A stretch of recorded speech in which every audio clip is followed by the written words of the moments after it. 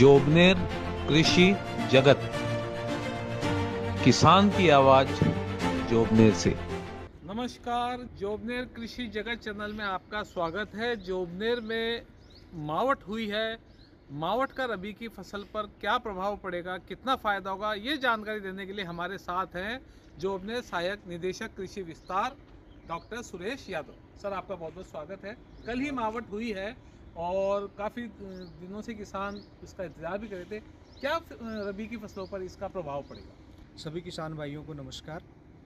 अभी हाल ही में हुई मावठ रबी फसलों के लिए वरदान साबित होगी। मावठ फसलों के लिए अमृत के समान है।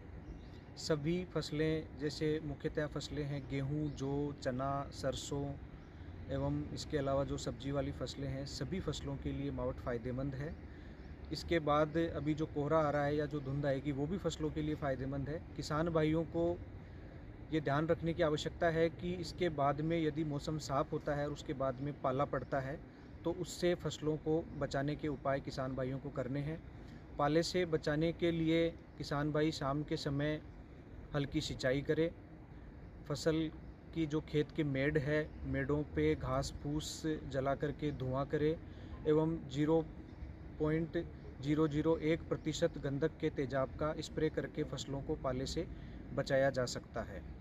डॉक्टर साहब, चूँकि अभी मावठ हुई है और सब्जियों के लिए भी फ़ायदेमंद है, लेकिन जैसा कि पिछले कई सालों से देखा है कि जनवरी के महीने में टेम्परेचर माइनस में जाता है। अब भी अगर टेम्परेचर माइनस में जाता है, टेम्परेचर कम होता है, तो सब्जियों में क्या प्रभाव पड़ेगा? देखिए, अभी हाल ही में हुई मावठ तो फसलों के लिए फ़ायदेमंद है, सब्जियों के लिए भी फ़ायदेमंद है और अभी जो कोहरा धुंध है ये भी फ़ायदेमंद रहेगा। लेकिन यदि मौसम साफ़ होने के बाद में पाला पड़ता है, तो पाला फसलों के लिए और सब्जियों दोनों के लिए ही नुकसानदायक होता है। फसलें इसके प्रति थोड़ा ज़्यादा सेंसिटिव होती है, तो किसानों को विशेष करके फसलों में जैसे कृषि विभाग द्वारा अनुदान पे लो टनल वगैरह भी उपलब्ध करवाई जाती है, तो बहुत से किसान इसको उपयोग में भी ले रहे हैं। बाकी किसान भाइयों से भी अनुरोध है कि वो अनुदान पे लो टनल है उसका उपयोग करके फसलों को पाले से, सर्दी से बचा सकते हैं।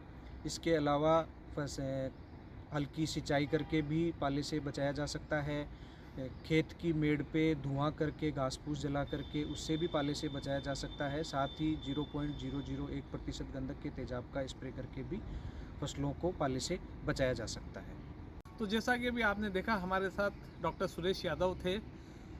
कृषि के लिए हम लगातार प्रयास कर रहे हैं कि आम किसान, नए शोध, कृषि विभाग की जितनी भी जानकारियां हैं, हम आम लोगों तक, आम किसान तक पहुंचाएं। इसके लिए आप जोबनेर कृषि चैनल जगत से लगातार बने रहें और जोबनेर कृषि जगत चैनल को लगातार अपना सहयोग समर्थन देते रहें। जोबनेर से मैं सलाउद्दीन कुरैशी।